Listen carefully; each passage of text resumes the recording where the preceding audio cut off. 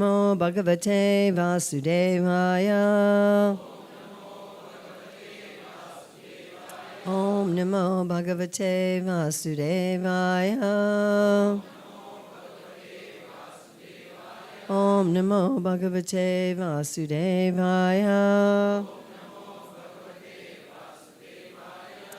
So it's October 17th, 2023, and are we still in Pune, or where are we? We're still in Pune. Okay. And we're reading from Śrīmad-Bhāgavatam, Canto 2, Chapter 2, The Lord in the Heart, Text 2, 222, right? Yeah? Okay. So nice when you have this, then nobody has to write everything on the board anymore. Right? Sabhasya hi brahmana esha panta yanam abhirdayati dir apartai pari brahman satra na vindate ritan maya maye vasanaya shayana Shabdasya, of the Vedic sound, he, certainly, Brahmanha, of the Vedas, Eshaha, these, Pantaha, the way, yet, what is, Namabhi, by different names, Jayati, ponders, Dhi, intelligence, Apartahai, by meaningless ideas, Paribrahman, wandering, Tatra, there, Na, never, Vindate, enjoys, Artan, reality, Maya Mai, in illusory things, Vasanaya, by different desires, Shayanaha, as if dreaming in sleep. Srila Prabhupada's translation, the way of presentation of the Vedic sounds is so bewildering that it directs the intelligence of the people to meaningless things like the heavenly kingdoms. The conditioned souls hover in dreams of such heavenly illusory pleasures, but actually they do not relish any tangible happiness in such places.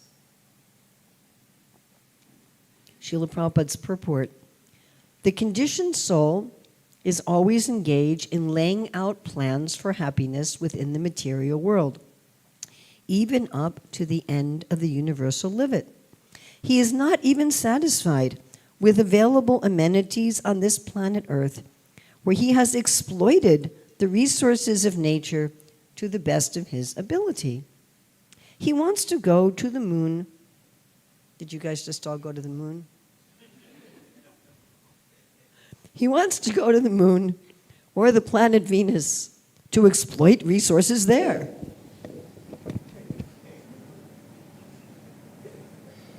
Now that we've used up all the Earth resources, let's go use up all the moon resources.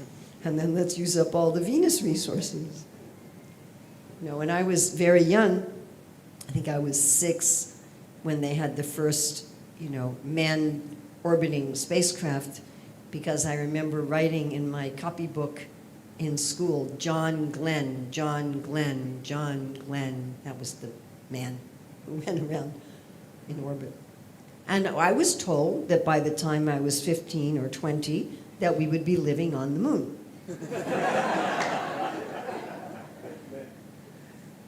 And I was 6 years old. I believed that, and I was all excited about it.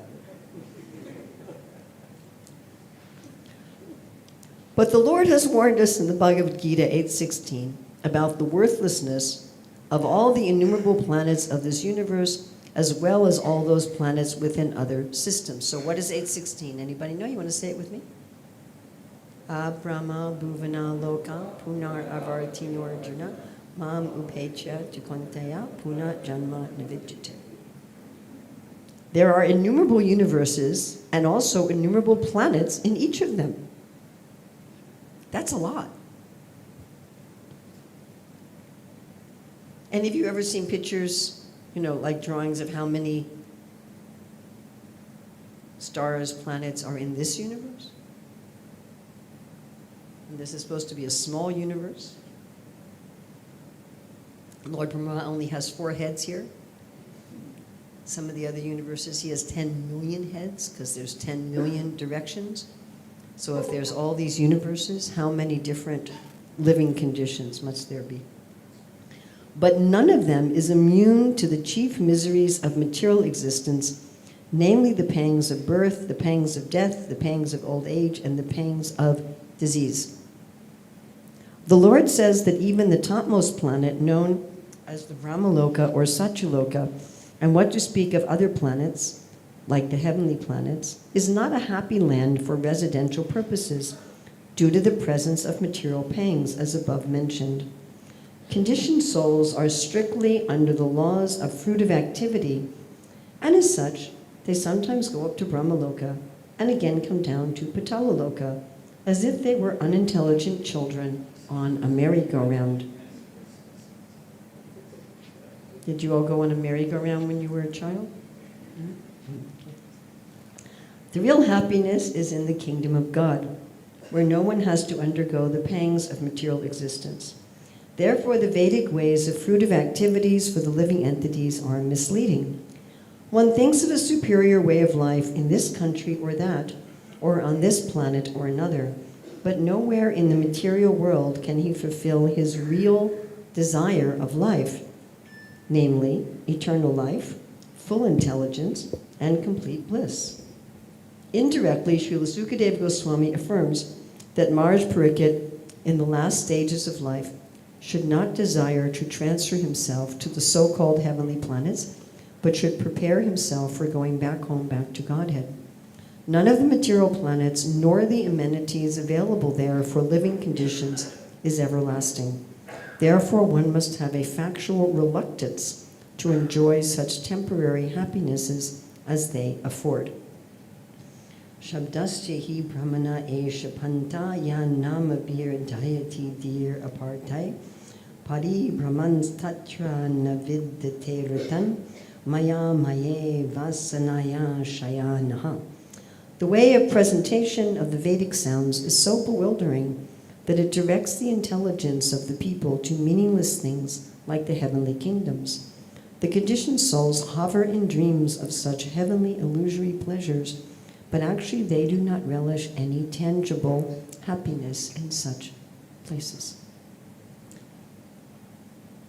Well, so it's not going to work out, is it?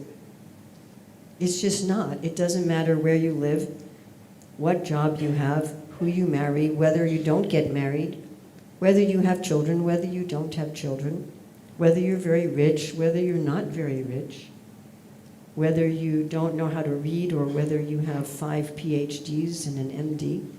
You're not going to make it, folks. Just doesn't matter. And if you think, well, it's not so great here, but maybe it'll be better on another planet. That's fine. Just like wherever I go in the world, I see so many people from India hoping I'm going to be happier in America, or in Germany or something like that. And what do they say? Wherever you go, there you are. It just doesn't work. And we don't understand why it doesn't work. It seems like it should work. I see on the billboard these beautiful pictures that if I just live in this apartment complex, I'll be happy. We saw many of them on the way here. Live here and all of your desires will be fulfilled. I thought, oh, that's interesting. Move to this country, do this thing, go here, go there. And my dear friends, all of us have been trying this for a very long time. We hear this and we're like, yeah, but how convinced are we really? We've been trying it for a very, very, very long time. If I just make this adjustment, if I just make this adjustment, if I just make this adjustment, then I will be satisfied. And sometimes, you make a little adjustment and it does help, right? I mean, so we have to get some hope. Like we think, oh, I moved the chair from this part of the room to that part of the room, and my life got so much better. That actually happens, right? I mean, it happens. You just move a piece of furniture around and you're like, wow, what a difference that makes. This happened to me where I stay now in North Carolina, so I just have a little room at the temple that they gave me during lockdown, and then they very kindly decided that I could stay there for the rest of my life. So the entranceway, you get the dirt from the outside, and so I had a little mat there, but it wasn't the right size. And it was always, I'd try to come in and try to step on the mat, get the dirt on the mat, and it was always a problem. And then I spent just $15 finally to buy a bigger mat. And it was like, wow, what an improvement in my quality of life. I mean, seriously, it was. I could just walk into my room and not have to do this little dance to take my shoes off. And because of things like that, we think, well, if that works, then surely there's some adjustment I can make, right? There's somehow, it's got to be something I can do to move around or manipulate the material energy so that I'll be happy and satisfied. I just have to find the right rug, or the right place to go. We really tend to think it's by geography. All right, now I'm going to tell you something that you might not want to hear, that we might also think going to the spiritual world is a matter of geography. We might think, well, okay, based on this purport, the reason I'm unhappy is birth, death, old age, and disease. For those of you who are young, I will tell you old age is not fun. It really isn't. There's a few things about it that are nice, and a few things about it I appreciate. But mostly it's miserable. It's like you get a notice, sorry, your subscription to that program has expired and cannot be renewed, and you're like, how come I can't do this anymore? It's bizarre. And we all know that disease is miserable, right? And many of us might say, oh yes, I'm ready to die. There was one devotee recently in Hawaii who had some kind of heart attack or something, and he had on his living will, do not resuscitate, like that. But when he actually had a heart attack, he was like, I want to live. So we might say, well, fine, I get to die. But we're attached, actually. We're attached to our $15 rug. We're attached to our conception of ourself. I am this kind of a person. I am that kind of a person. I come from this family. I have this education. Can you all understand my English at this speed? Am I okay at this speed? I'm about 70-80% of my normal speed, which is quite fast for non-native speakers. Are you okay with this? Okay. And my American accent is okay?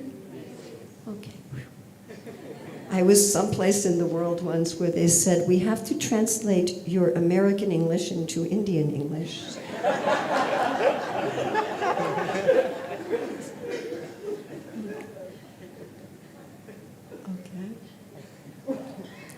So often we think, well, if I just go to the place where there's no birth, death, old age, and disease, which is the spiritual world, then I'll be happy. I just have to get the right airplane. I just have to go to the right gate. One time I was in St. Petersburg. I was supposed to take a flight to Moscow, and they gave me a handwritten boarding pass in Russian, and all the signs were in Russian. I mean, in most airports, there's English. Usually I'm very proud. I'm a native English speaker, and every place there's English, but there wasn't any there, and I couldn't read any signs, and all the announcements were in Russian.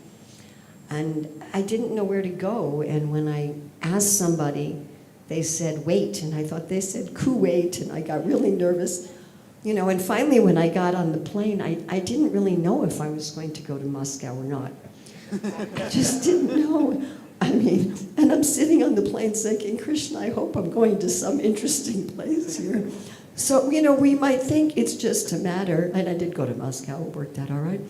But we might just think, well, I just have to get to the right gate. I have to get to the Vaikuntha gate, to the Goloka Vrindavan gate. I have to make sure I don't go to the Brahmaloka gate and the Swargaloka gate. And I'll just go there, and then there's no birth, death, old age, and disease, and there's no adhyatmic, and adhidaivik, and adhibautik, right?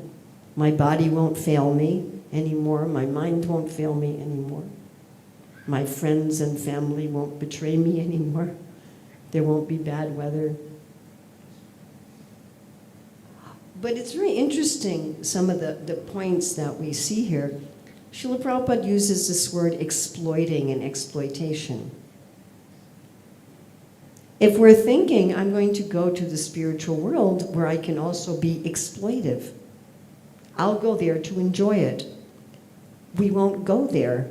They won't let us go. When Prabhupada talks about the higher planets, he often gives the example, which he had a lot of experience with, that when you want to go to a foreign country, you have to get a visa. You have to get stamped at immigration. Even if you have the right passport, and even if you have the right visa, it's up to that immigration officer if they let you in or not. They're not obligated. Right? On my first trip to Ireland, I said, they had this huge stamp. It's like half a passport page size. And I said, could you please stamp kind of in the corner? And he looked at me and said, I don't have to stamp your passport at all. And I thought, oops.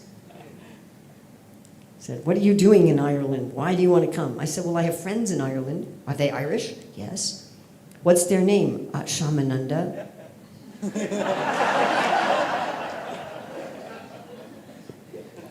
So, somebody, he did let me in. He said, that doesn't sound very Irish. And I'm like, I don't know his legal name. They have to let you in. Right? You can't just say, chanted my 16 rounds every day, followed the 4 regular principles, woke up early in the morning, only ate Krishna Prasadam. Hey, where's my ticket? It's not like that. Most religions think that's exactly what it's like. We were recently in Bahrain and I'm traveling with my grandson. He's someplace else right now. I'm not sure what he's seeing, something else in Pune. Anyway, we went to the Grand Mosque in Bahrain, which, by the way, if you've been to the Grand Mosque in Abu Dhabi, the Grand Mosque in Bahrain is nothing. But anyway, we went there. And in the Grand Mosque in Bahrain, they just use it as an excuse to indoctrinate you with Islam. At least in Abu Dhabi, they just let you walk around. But in Bahrain, they sit you down and they give you a whole philosophy of Islam. Which was interesting. I was glad that we went, because I know a lot about Christianity and Judaism and Buddhism, but not that much about Islam, so it was very interesting. And she was saying, we want to go to Allah's kingdom, and there we will get rewarded according to what we did on earth. And I thought, oh, karmakanda. You want to go to a material heaven where you're going to, but you think you're going to stay there forever, and you're thinking, I'm going to earn my way to that heaven. It was also interesting to me that she said there's 3 questions asked and how you answer them determines on whether or not you're let in. So I also thought that was very interesting. Who is God?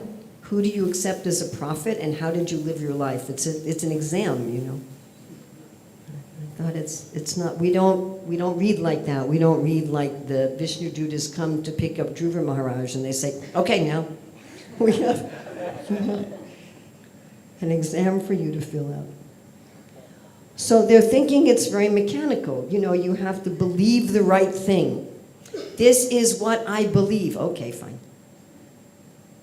You have to believe the right thing and you have to do the right thing.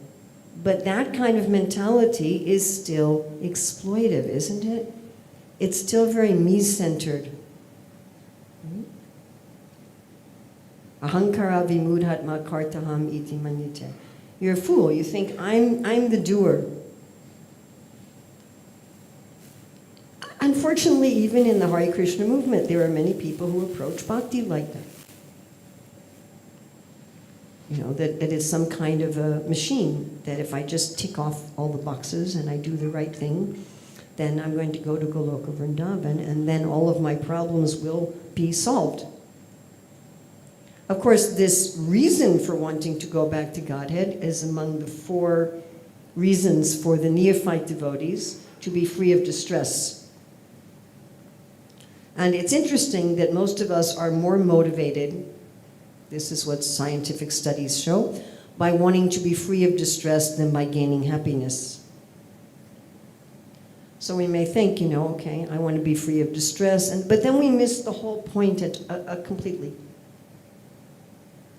So although these purports are very important in order for us to understand that we're not going to ever be happy just by going to a different country or a different planet or moving around our furniture or buying a new mat or something like that, or getting married or being a renunciate or doing this or doing that, that really going to Goloka Vrindavan is a very different matter.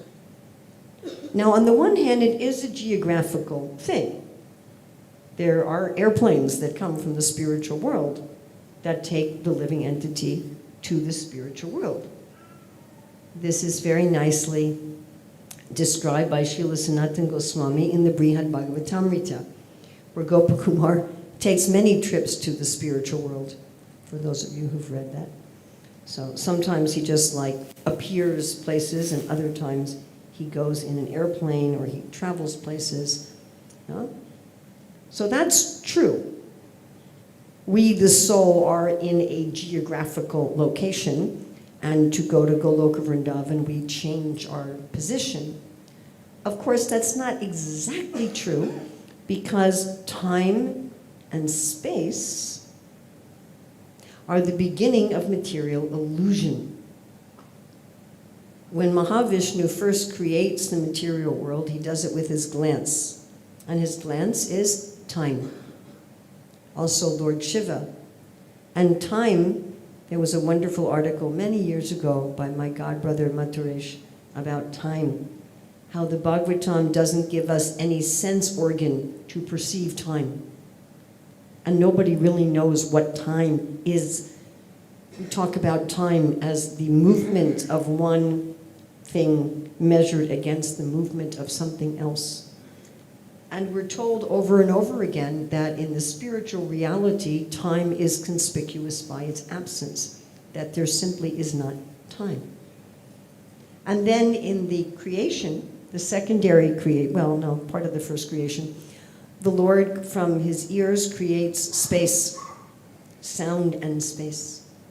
And our concepts of space are very different from real space. So my late godbrother Sadaputra Prabhu, who was a great scientist, a member of the Bhaktivedanta Institute, he likes to give the example of Krishna's view of space versus our view of space.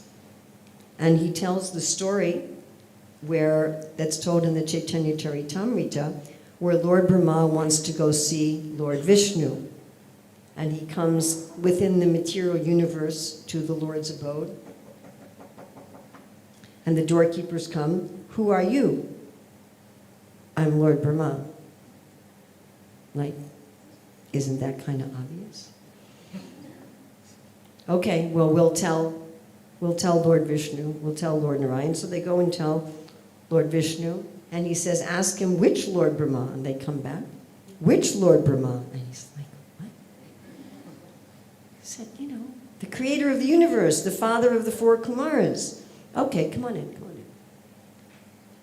And then Lord Brahma comes and he sees Lord Vishnu and he says, "Why did your doorkeepers ask me which Lord Brahma?"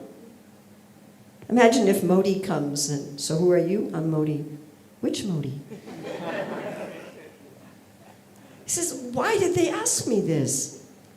And the Lord called the Brahmas of all the universes.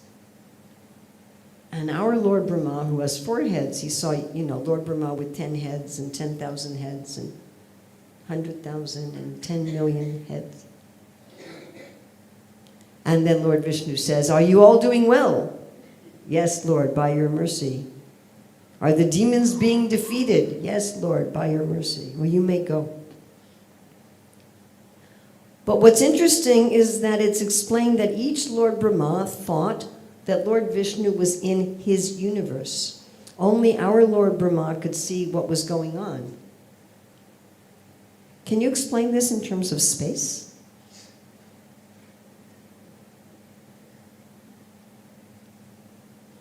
If you're thinking in terms of space, they're in one place, but they're not.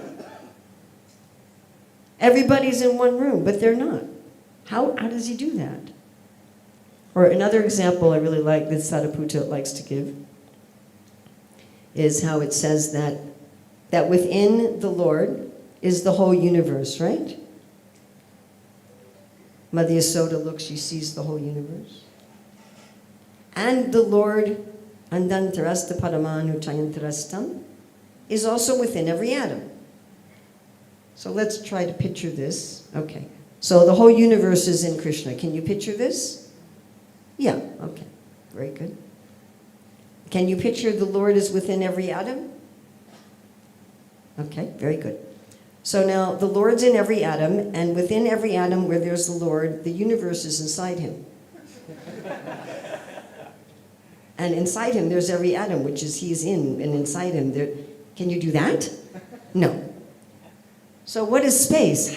What does space mean to Krishna?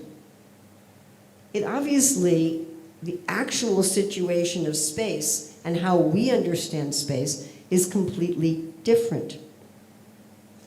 So if we want to say going back to Godhead means some geographical space-time change, that's true, but it's obviously not true as well. Now, a little way one can understand it's not true is looking at this verse, Shayana, as if they're dreaming. I had a talk with a former member of our Shastric Advisory Council, Madan Mahan Prabhu, and we were talking about this geographical thing, and he said, when you're dreaming, where are you geographically? He said, we are all within the dream of Mahavishnu. Where are we exactly? And the Bhagavatam compares, if we want to get into a real, which I'm not going to do, a big controversial question on how and where and when and why did the jiva fall into illusion.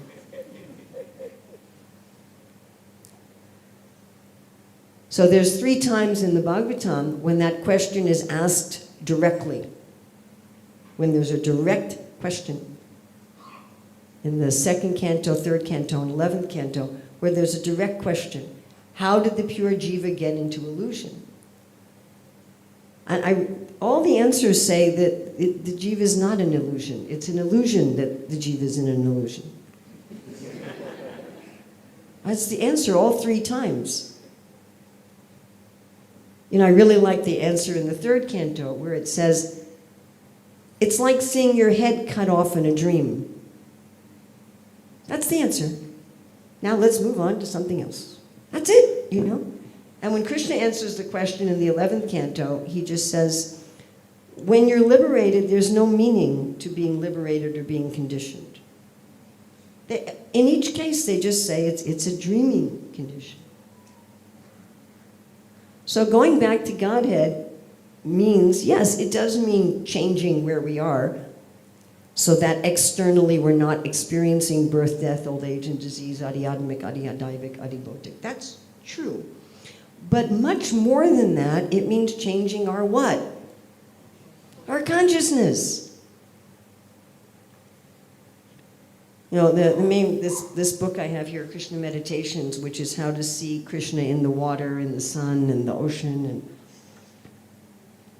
I was very motivated to work on this from one lecture where Prabhupada says that if you see everything as related to Krishna, there's no more material world.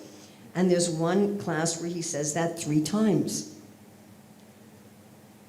He says if you see everything as part of the body of God, then there's no more material world, there's no more material world, there's no more material world. So what's the difference? The difference, again, is this exploitive. Why don't I see that Krishna is the light of the sun here? Why aren't I aware of that? Why aren't I aware that when I'm breathing the prana of the Lord? Why am I not conscious of that? Because I don't want to be. Why do I not want to be? Because I want to exploit.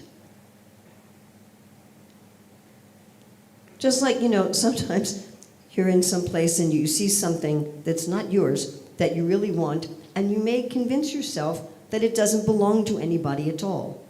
Yes, have we all done this? At least when we were children. I assume we've all done this at least once. There was something there, whatever it was. Oh, should I tell you this story? Somebody once did that to me with a plate of prasadam. Should I tell you? It's kind of embarrassing. So, I was in Puerto Rico and it was a Kadasi and I was doing a nirjal and staying up all night. And at lunch, they served exactly the kind of prasadam that I knew would be really nice to break my fast the next day. So I wrapped it up really carefully in several plates, and I wrapped it up and I put a sign on it. Urmila's, hands off,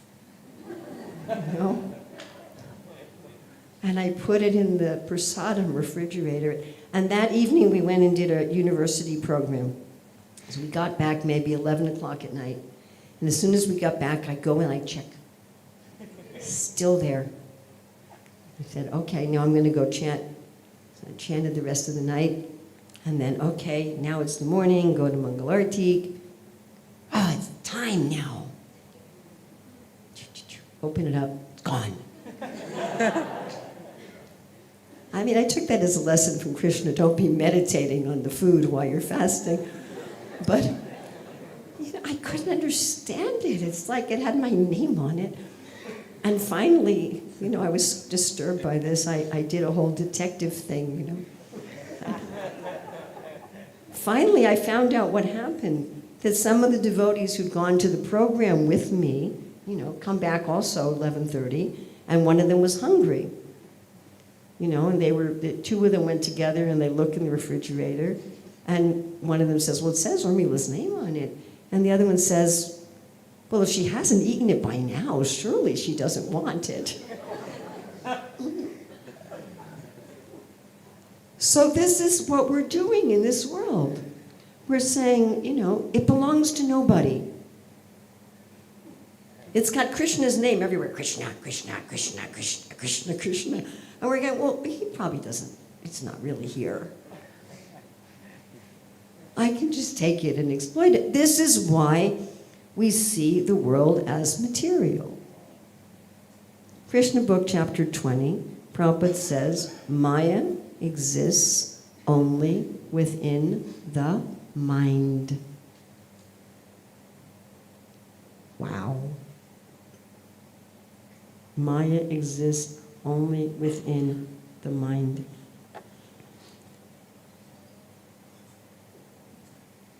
Maya means what is Krishna defined as Maya in the Chatur Shloki of the Bhagavatam. Anything that appears to be of value, if it is without relation to me, it has no reality. Know it to be my illusory energy, that reflection which appears to be in darkness. When I see things that I think, this has value, but it doesn't have a relationship with Krishna.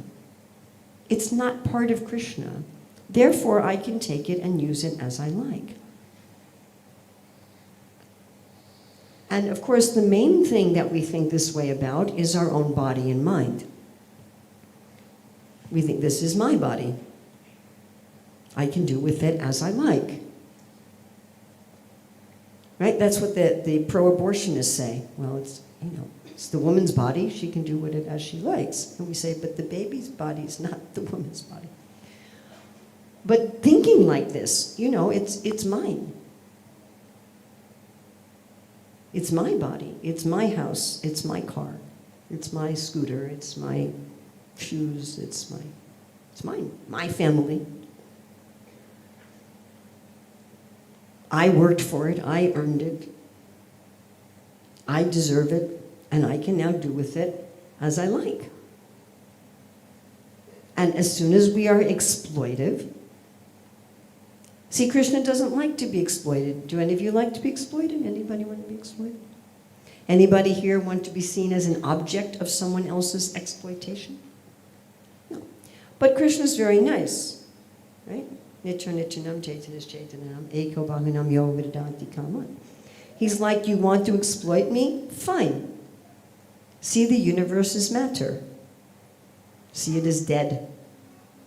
See it as your exploitable object. You will not be able to see me or experience me. But when you see the universe as dead, you will suffer because you're seeing it wrongly. It's not dead. The universe is a living organism. Kunti calls Krishna a personality of the form of the universe.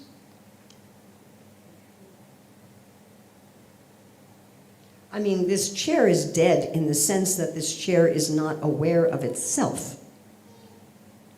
But Krishna is aware of the chair, and he's not aware of the chair like I am. I can see the chair and I can touch the chair. This is part of his universal body. Do you understand? Just like the ends of my fingernails and the ends of my hair are dead, and that there's no separate jivas that experience their existence. Whereas with my living skin, there are cells that experience their existence. But I experience the dead parts of my fingernails and the dead parts of my hair, correct? If you touch my hair, I'm aware. So Krishna is aware, this is part of his body, and he's aware. But when we want to be exploitive, we don't perceive him. And when we don't perceive him, we perceive material miseries. In one sense, you could say material miseries are objective facts. We were all born. We will all die. We all get sick. I'm not sure if it's a fortune to live long enough to get old or not, but if you are fortunate or unfortunate, however you want to think about it, you will experience old age. Someone said to me the other day, Urmila, may you not experience old age. And I said, well, what exactly does that mean? So that looks like objective facts. You break your leg, it's an objective fact and it hurts. But you know what? Whether or not you experience it as pain is not an objective fact.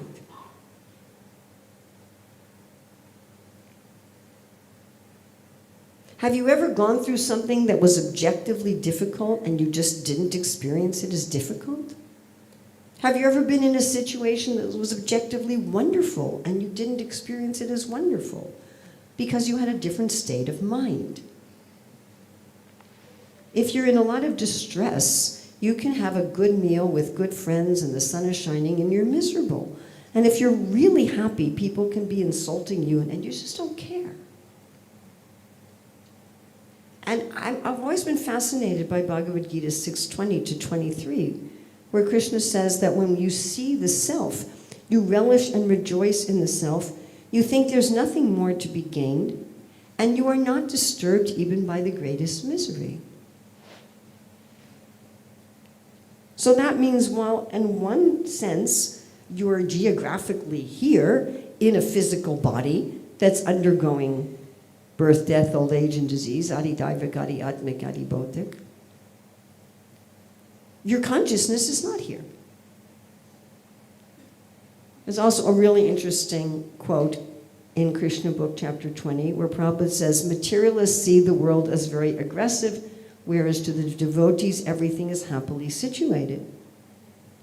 And sometimes when I repeat that, devotees will say to me, I think you have that wrong. I think it's in reverse.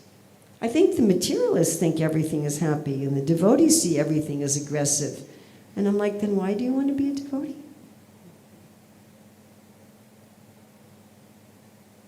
If we're actually conscious of Krishna everywhere, and we see that Krishna is everywhere, and we're experiencing that Krishna is everywhere, would we be exploitive? No. And of course, it's a circle. The more you change the exploitive mentality with a service mentality, the more you see that things are actually Krishna. And the more you see that things are actually Krishna, the more you develop a service mentality. And the more that you develop a service mentality, the more you see that things are actually Krishna. And then the actual transfer to the spiritual world, it doesn't mean that much in one sense. You're already in the spiritual world. Your consciousness is already absorbed. And that's the ticket. And the things that we do, our chanting, our japa, our gayatri, our worshiping the deity, our eating prasadam, are not mechanical means by which we're earning our ticket. They're means of changing our consciousness. And another very important word in this verse here is vasanaya, vasana. Prabhupada's translating this by different desires. It's a very, very important word, vasana. And there's a similar word used in Bhagavad Gita 12:9,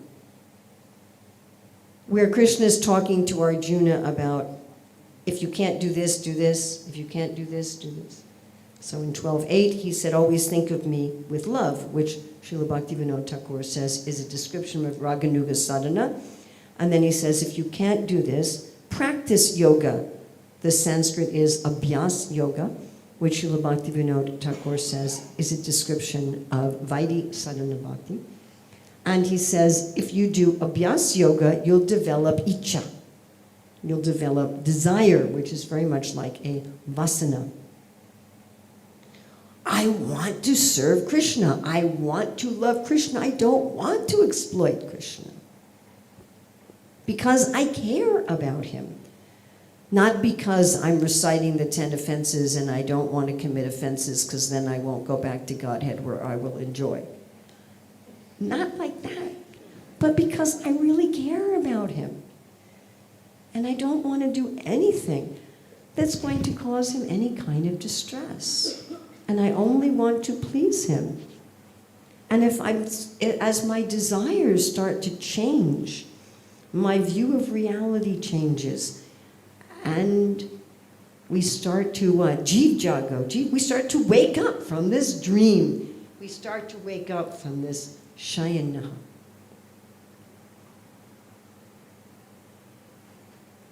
And then, although it may look externally to others that in this world we're still going through material miseries, we just don't experience them as miseries. Wouldn't that be nice? Yes. So this is the goal that Srila Prabhupada's pointing us to. Now, yes, it's worth it to buy a new mat for your entranceway. We're not saying don't do that. Making some material adjustments is a practical and reasonable thing. You know, if you cut your finger, put a bandage on it. I mean, well, this is all a dream anyway. I'll just chant Hare Krishna, you know. So we are supposed to do that. We have a service to take care of this body and this mind and the other jivas that have been entrusted to us. If we have such jivas as family or friends or other people we're responsible for, we have some responsibility to take care of our living facilities. But that's not where we should be investing our desires. We should be investing our desires. How can I change my desires? How can I change my mentality? Am I chanting? Am I worshiping? Am I serving in a way that my desires are changing? Am I starting to see Krishna everywhere? Am I starting to experience Krishna everywhere?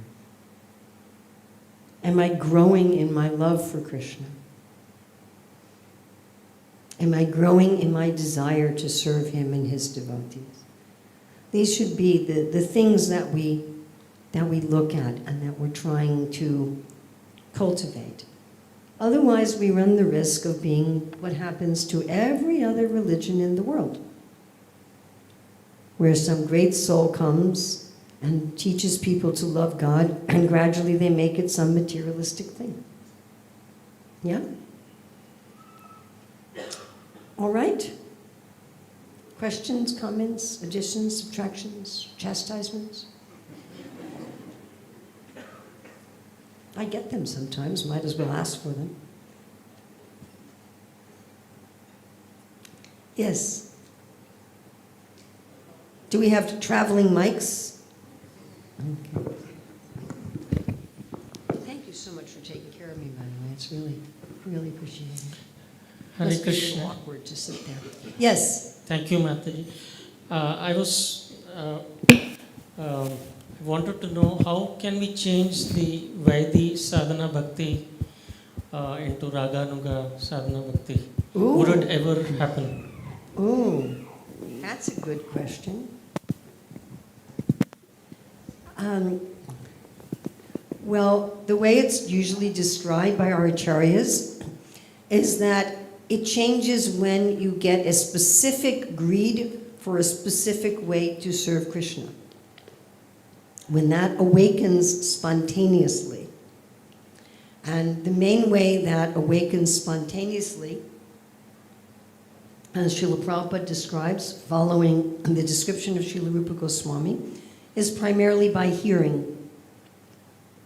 So Srila Rupa Goswami and Srila Prabhupada's description of this also is, as one hears different pastimes, one may awaken that greed. Now that's not an intellectual thing. It's not like you say, well, those are nice pastimes and that's supposed to be the best thing, so I think that's what I want. It's not like that. It's a spontaneous feeling. One could compare it materially, because there are material reflections of all of the rasas.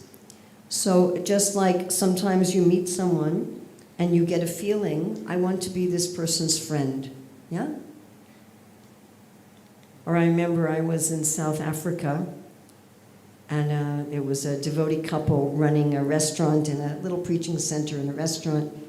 And the wife was always cooking because it was a restaurant. You know, and so she was like all day long she's in the kitchen and she was so happy. She was just like beaming in the kitchen. And she was working so hard. And at like the second or third day, I looked at her and I just had this feeling, I want to help her. I want to serve her. It wasn't an intellectual thing. My mother told me to be helpful. It wasn't like that. It was just natural. And everyone experiences this with romantic feelings. Oh, look at that girl, you know. And it just comes. It's not like you could, well, I'm a male, that's a female, and she's my, it's not like that. It's spontaneous. So at a certain point that arises. It's emotional. So when does it arise? Prabhupada said usually it arises somewhere near the end of Anartha Nivritti. And Prabhupada describes that as like 50% of your anarthas are cleared. If you look at Madhurya Kadambini from Vishnu Chagavati Thakur, it kind of looks like 40%. So, you know, enough of the Cheto Darpana Marjanam has happened. So, like if you have a really dirty mirror and you're really cleaning it, and at a certain point enough of the mirror is clean so that you can see yourself. I mean, it can happen at any time, but generally it doesn't happen until the end of Anartha Nivritti. It can happen, I mean, if someone was very advanced in another lifetime, or sometimes, you know, like Srila Rupa Goswami talks about how you can achieve a bhava abhas, and abhas is a shadow or reflection of bhava. If you're in the association of a great soul or you're in a holy place, or it's a festival. And Srila Prabhupada specifically says that you can take that bhava abhas and make it real bhava.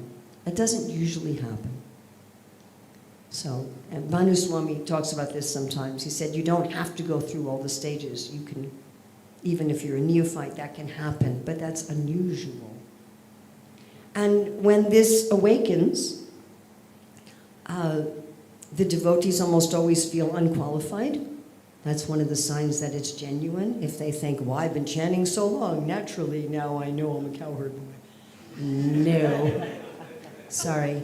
That's not, then it's not real. You know, one of the ways you know it's real is that people will go, where did that come from? I'm not qualified. I'm still so fallen. It can't be real. But it won't go away. I mean, it can go away if you really offend devotees. I mean, if you really, really, really want it to go away, you know, go beat up some devotees and it will go away. But it stays and it changes how one views everything. So the main differences between Raganuga sadhana and Vaidhi sadhana, first of all, the motive is different. In Vaidhi sadhana, you're mostly motivated by logic. Some taste, Rupa Goswami says even in the beginning there's some taste.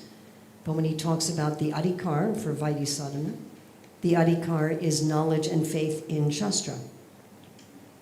So depending on how much knowledge and faith you have in Shastra, depends on your adhikar for Vaidhi, because Vaidhi is according to the Vidhi, which is in the Shastra.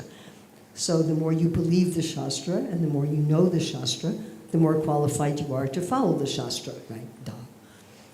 So in Vaidhi, the main motive, there's some taste, but the main motive is intellectual understanding and fear.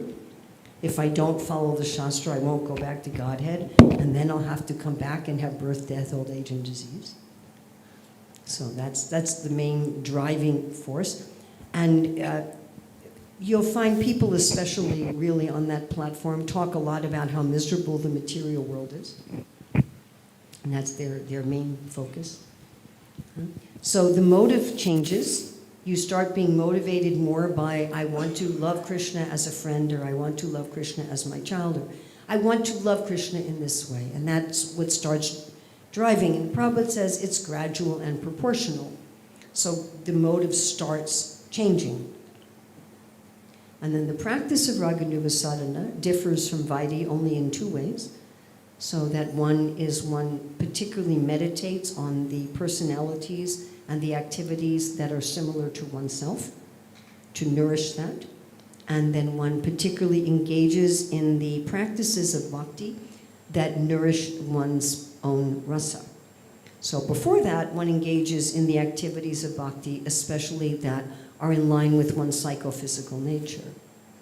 And then in Raganuga, one more and more practices the angas of bhakti that are in line with one's swarup.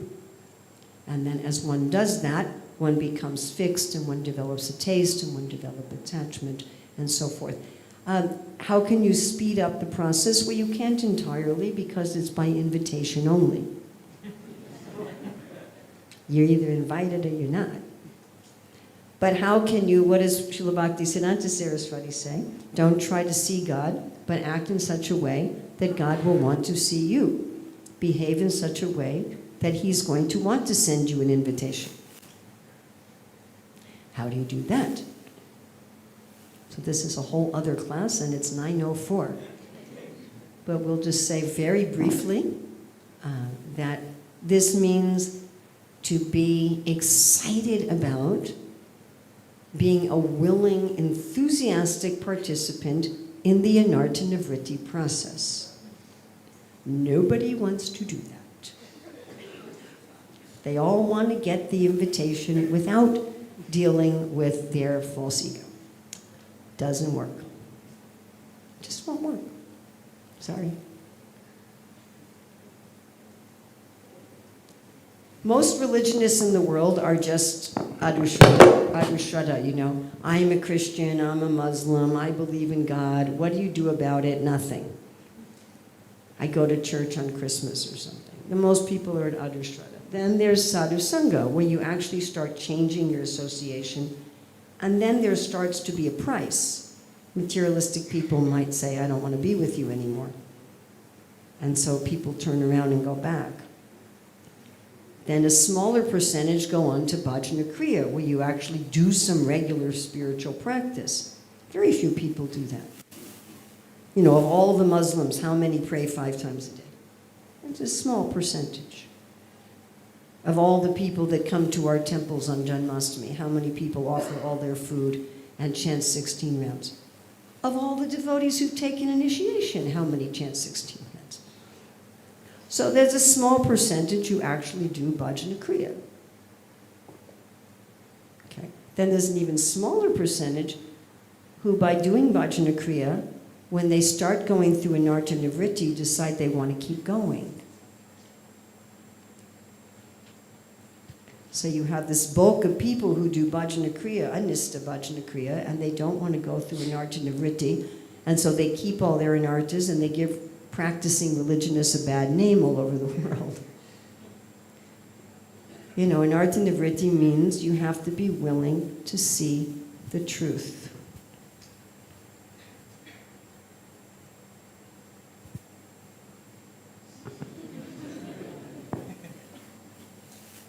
Actually, and be willing to see the truth, to believe it, and to act on it. So most of us really don't want to do that. Krishna, would you please show me the truth about myself?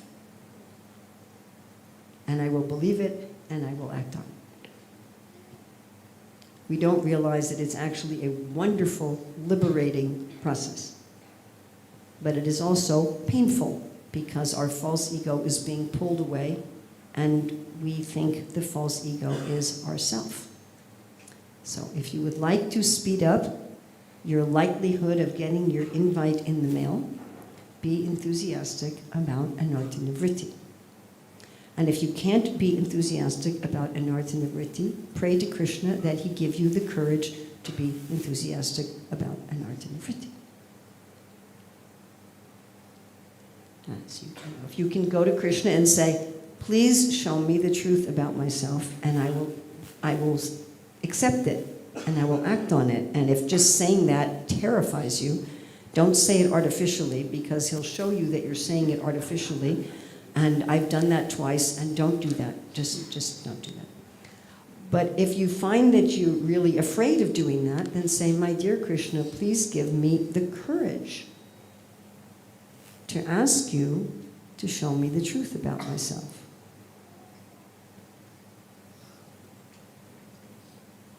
So, if you're really interested in this topic, so I'm very blessed that the VIHE asked me to teach the entire nectar devotion, and so I went quite deeply into Bhakti Rasamrita Sindhu, and that's all recorded. I mean, it's long. Each class was 2 hours long.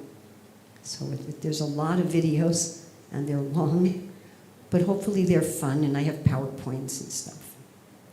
And so that's on my YouTube channel. If you go to Nectar Devotion Bhakti Rasamrita Sindhu, and we discuss all of these, if you would like to go more deeply into this topic. Another thing is that I was very fortunate to be asked to produce the translation of Srila Raghunath Das Goswami's Śrīmad-Bhāgavatam. We don't have any copies here, unfortunately, but they are available from Golden Age Media, and they're available on Amazon. And that's a step-by-step process for practicing Raganuga sadhana. So I produced that, and I also have classes on my YouTube channel on Śrīmad-Bhāgavatam. So I've given a 7-8 minute synopsis here, but if you're interested in the topic, then I would refer you to that. Okay, so I was told we have till 9:15, yeah? So we have time for 2 questions. Few. This was an ongoing argument between my husband and myself. What is the meaning of few? I would say few means 3. And he said, but the Marines advertise, we are looking for a few good men. And that's not 3. This was on for our whole Grahastha life. Hare Krishna. Okay, we'll take a few. Yes. I have a question that all of us are part of several material duties. So how can we inculcate a attitude of like when we are doing our duties in the material world, how can we inculcate an attitude of serving Krishna while we are doing our duties in the material world? Why are you doing material duties in the material world? As in like we have a family and we have duties towards our family members. If somebody's in a job. Srila Bhaktivinoda Thakur says that you are the owner of my house. My family members are all your servants. And I am earning money to take care of them for you. Is that okay? You can think that your husband is the temple president and you are the temple commander and your children are the ashram residents.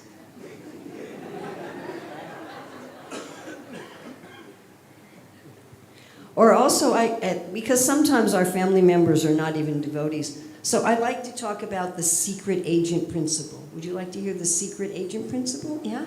Okay. So one devotee told me the other day that her granddaughter was going to Korea. I said, South Korea?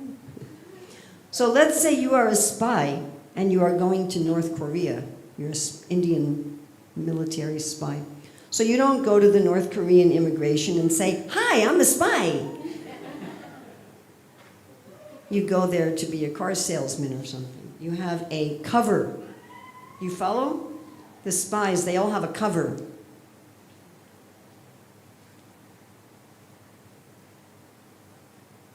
I'm sorry to tell you this, but we're not anybody's son or daughter or husband or wife or mother or father. We are not bankers. We are not IT people or physicians or... We're a soul. And as a soul, we work for Krishna's company. And what's his product? What's he selling? What's Krishna selling? Well, that's, yeah. Krishna Prem. Nice business. You get to eat it too, not just sell it. So we work for Krishna's company. We're selling Krishna Prema. And everyone we meet, either they're a supervisor in the Krishna Prem company, or they're a colleague, or they're a customer, or they're a potential customer. Maybe right now they shop at the Illusion Mall. And this other thing is a cover. I'm this person's daughter, I'm this person's wife, I'm this person's mother, I'm a banker, I'm a software engineer. That's a cover story. That's all. Therefore, this is deep, okay? This is really deep. And if you get this, you'll be very happy in life. But I have classes where I spend like 20 minutes on this. Don't try to please your husband. Try to please Krishna. Prabhupada wrote a letter to Sucharya about this. So what do I mean by that? So let's say I'm trying to impress you, right? But I'm talking to you, trying to impress you. Have we all done this? Right? I'm dealing with one person, but actually I'm trying to impress somebody else. Correct? Now we do this with Krishna too. We're like, Hare Krishna, Hare Krishna. Are all the devotees seeing how nicely I'm chanting? Right? We're serving Krishna, trying to impress everybody else. Reverse it. Deal with everyone to try to impress Krishna. Take care of your husband so Krishna will be happy. Will your husband always be happy? No. Not possible. It's impossible. You know, he comes home on Monday, you make lasagna, and he says, oh, my favorite food. So you make it on Tuesday, and he says, 2 days in a row? You cannot. It's a point Prabhupada makes over and over and over and over and over. You cannot fully please another jiva, but you can fully please Krishna. Serve your parents, serve your husband, your wife, your children, your employer, your employees, everybody, not as a material duty. Don't do it because I am the daughter.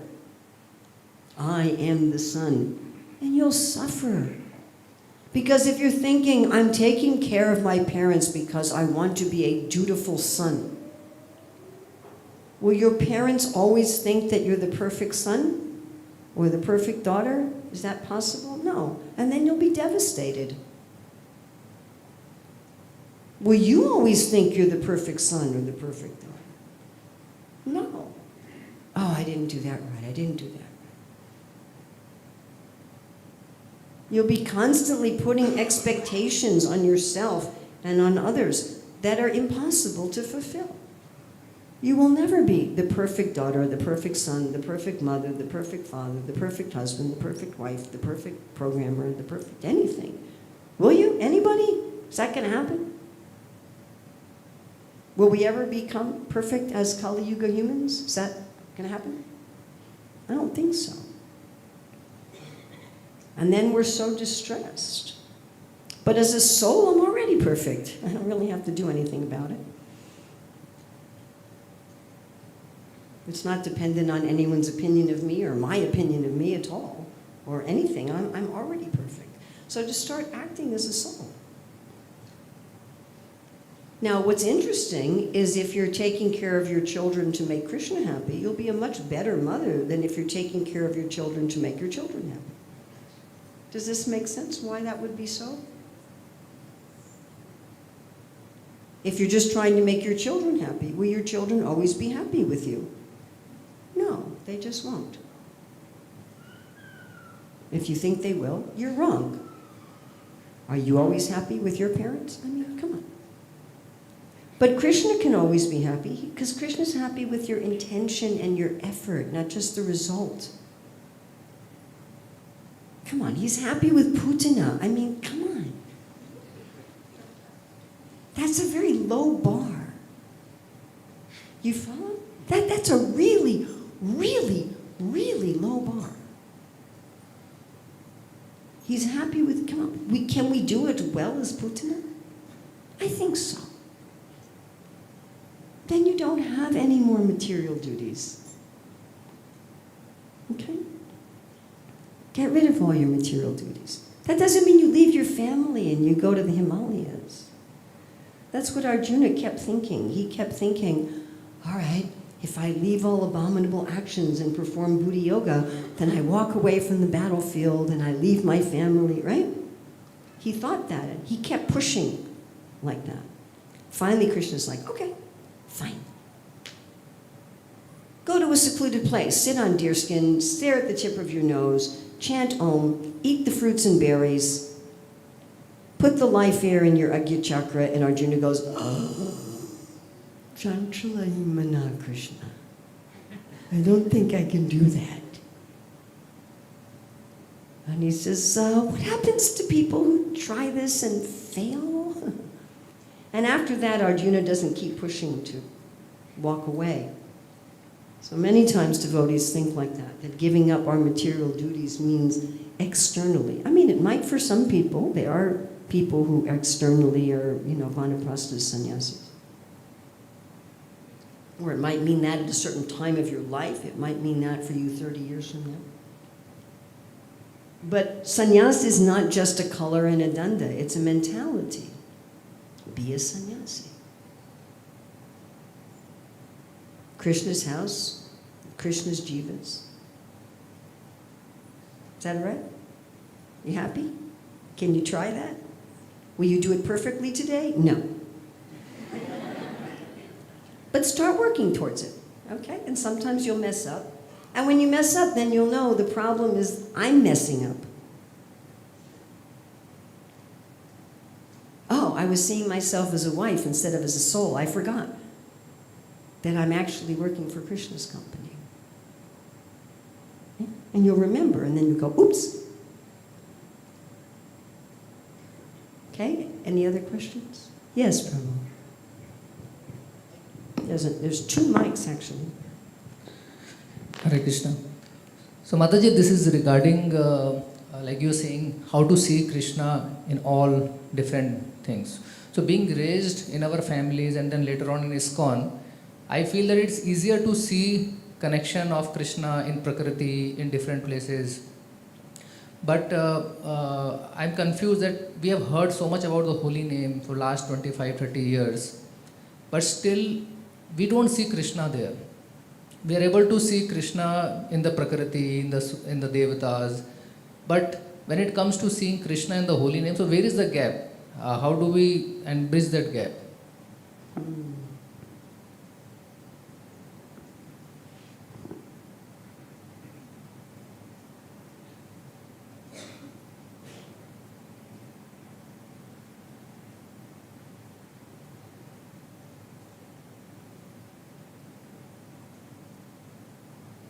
Maybe chant with people who can see Krishna in the holy name.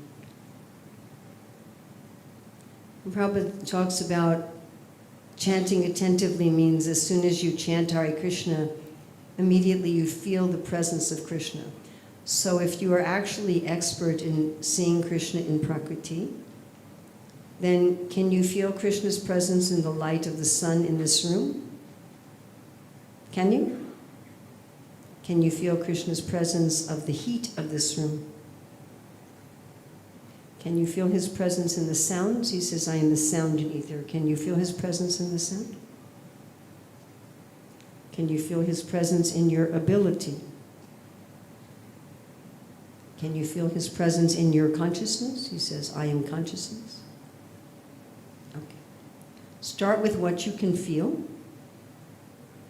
If you're feeling Krishna's presence in the light of the sun, in the heat and fire, in the sounds and ether, in my own awareness, start before you start chanting, draw your attention to the fact that you can feel Krishna's presence there.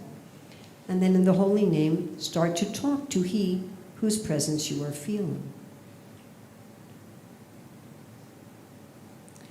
Prabhupada says, as soon as you start to chant Hare Krishna, you should feel the presence of Krishna. Then as soon as you feel the presence of Krishna, he said, that was a very early instruction, like 1960. So you remember how Krishna's killing a demon and the cowherd boys are encouraging him with claps. He says, otherwise for what purpose is Krishna book there? Of Krishna in everything. We have 2 to 5 minute meditations, how I can find Krishna. On his nails were all the stones. I always think of that when I see ladies with painted nails. How Krishna's nails are actually emeralds and in the original fragrance of the earth. Prabhupada says, even if you have no shastra, no guru, you can find God in the fragrance of a flower. Take what you have. Okay, if I'm feeling Krishna here, then why wouldn't I want to talk to him? I'm thinking, sometimes we can feel the presence of someone who enters our room even if we don't see them, yeah? A lot of scientists have studied this phenomena. We somehow can even sense like people behind us who are staring at us. No one quite knows how we do that. But if you're busy with something and you sense that someone has come into your room, and maybe if you're familiar enough, like blind people, they can tell who's entered by the sound of their footsteps.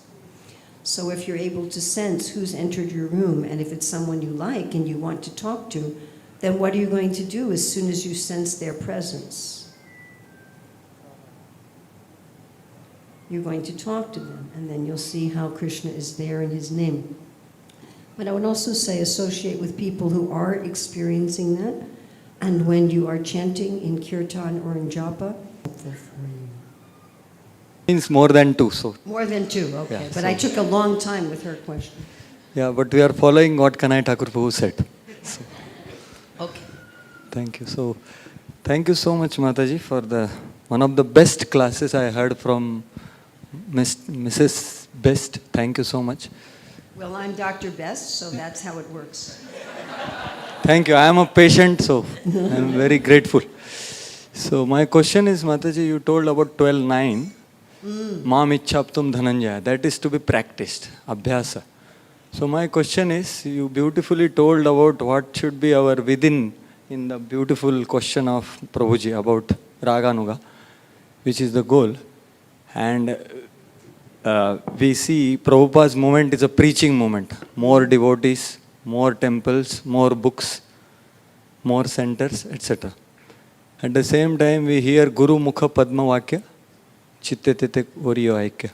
So I get confused when I have to focus on one thing. So it appears to be two or three. So can you please help?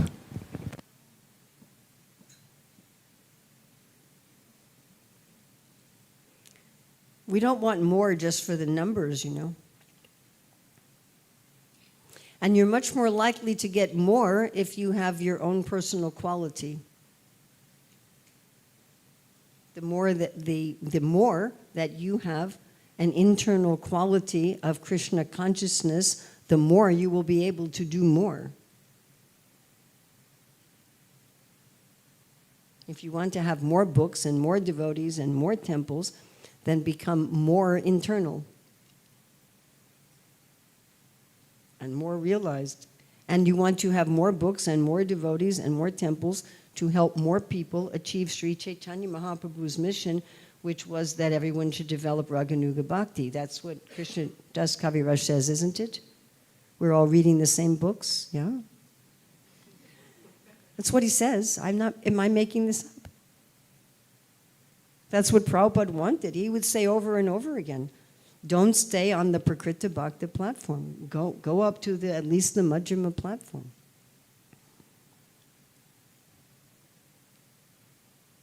So we're supposed to be, it isn't more than one thing. It's one thing.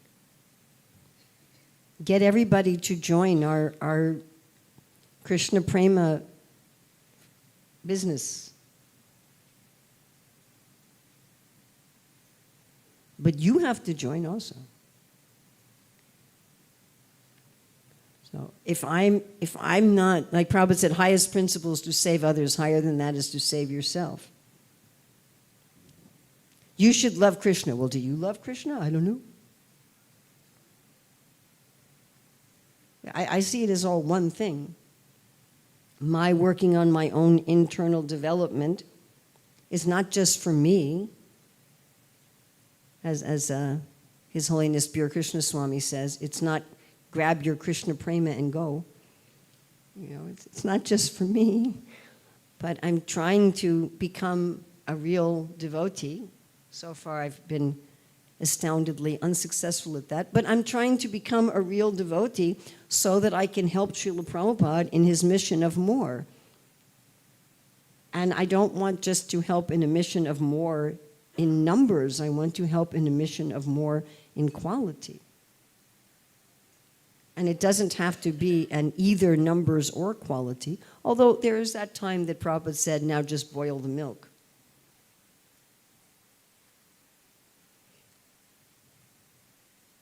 You know, if we're just working on quality and not more, then we stop being a preaching movement and we stop having any life, which has happened in other branches of our sampradaya.